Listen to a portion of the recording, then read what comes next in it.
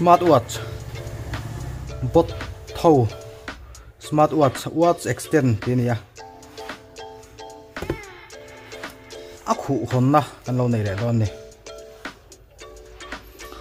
real time notification with vibration alert 5 ATM dash suite and plus resistance nia main instruction cycle tracker ani spot item hi chi song pali vel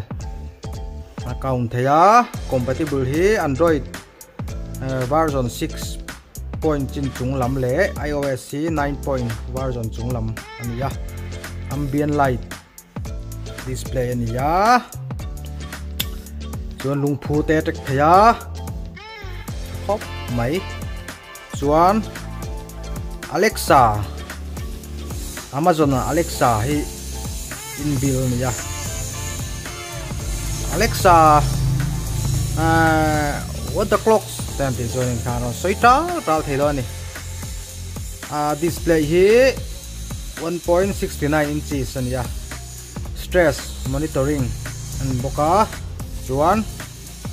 display hi chi hang in a so ti thei boka ni tuna kan lo hongang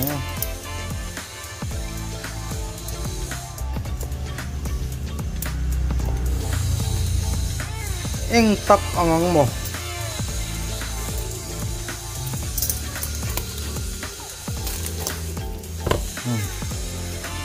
sahar kan phela ron lang ta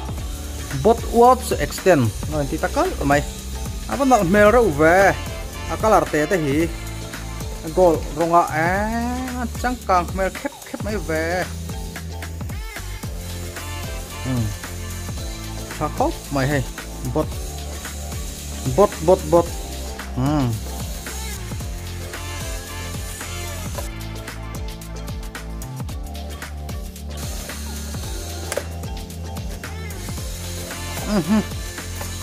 charger on choma charger hi ngang nge ni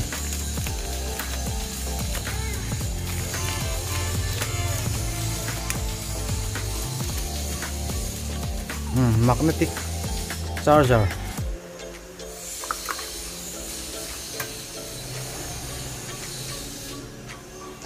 USB te ju ubu khan charge mai don ani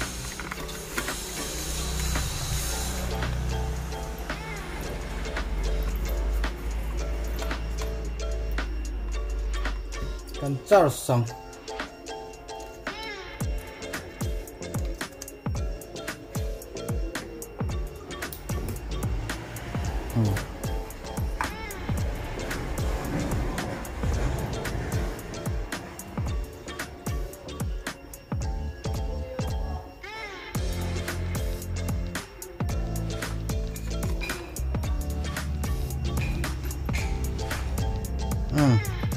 ngaron nung ta charge masak phut lo ngai ni kha charge po 100 top pa charger ra lo vi phut ngai ni kha ei bot logo non choma hi user manual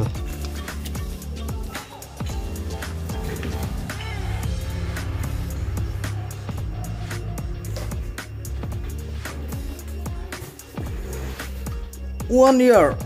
manufacturer warranty and pay claim thei tak mo hi Amazon cha thei ina oma but what's extend hi hay le kha neu eng maron chom chu maya hey bot thau hi earphone le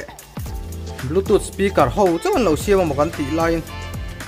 thang lo siam ve smart watch ten lo nei ve hay that mail khop mai user manual ani ya hi bluetooth apps kha download khanin play store ale android apps khanin apps download tur oma chumi manga download chuanin setting vel kha khoi ti don ta ani user manual eng mo chom treu mai chuan hei chu kan lo dar tha lai ri photanga kan han a chung setting vel kan han khoi chin don ni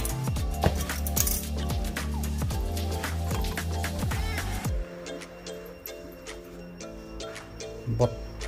logo hay chặt mail khop máy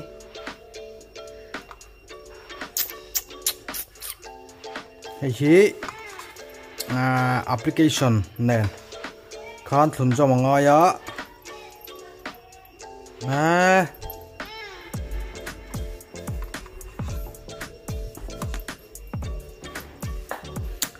hay hi Realme Watch chân ya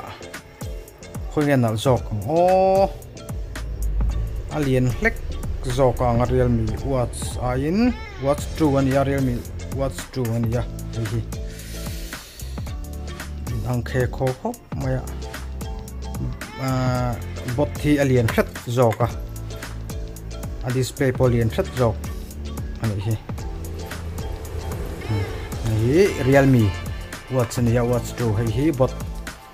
bot Watch extend hindi rin kaya ni extend hay hi apps na phone na apps ka download ta chumi na na link tura ni